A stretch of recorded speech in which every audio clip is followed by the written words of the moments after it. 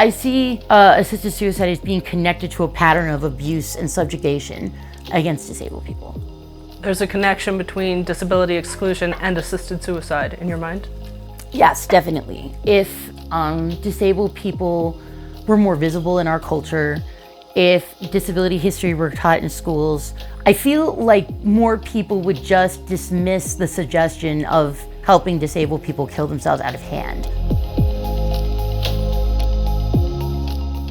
I did get pretty intensely bullied growing up.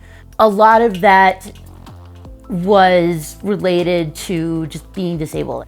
I've gotten various diagnoses throughout my life, like ADD and autistic spectrum disorder and nonverbal learning disorder and bipolar disorder. I think people saw me as like an easy target. I really think the Right to Die movement's rhetoric is often quite similar to the bullying that I experienced. What really disturbs me is now that MAID is legal for people with disabilities, I feel sure that bullies are gonna tell kids with disabilities, like, I hope a MAID provider puts you out of your misery. Go save the government some money and die by MAID. What would you say to someone who is adamant on insisting for assisted suicide being available for themselves? I empathize with people who have had a truly traumatic experience or are suffering from great pain, but I feel very strongly that it is dreadfully unfair to disabled people in general. I would just emphasize that laws are for everyone. They don't exist for privileged people to put marginalized people's lives in danger so that they can die with champagne in their hands. So when somebody decides that they deserve to plan their death and doesn't consider the effect on others, I just really think that's solipsistic. I don't mean to be unkind to people who are suffering, but marginalized people shouldn't have to live in a society where doctors suggest that they kill themselves so that the proponents can plan their death like they planned where they went to college. What would you say to those living with disabilities who are campaigning for assisted suicide? I empathize with other people who are hurting, but it's not fair to encode their suicidal ideation into the law. I've been through like 2 crushing bouts of psychotic depression.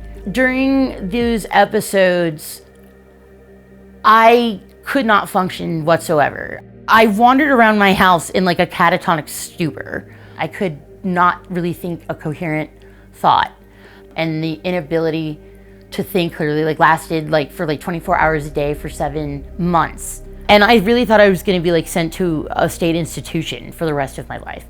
But eventually it did lift. I don't really have a clear medical explanation for why things got as severe as they did or how it lifted, but it did. It took me about 2 years to recover from that horrible episode, but eventually I did, and I felt like I needed to make changes in my life, but also I wanted to help others. So I decided to apply to the special education program at the University of Texas. And now that I've gone through that program, I finally have a job at a program that I love. We're a vocational / college program for people with intellectual disabilities. They let me create my own job where I teach about ethics and talk about disability in film. And the students really like me a lot and are grateful for my help.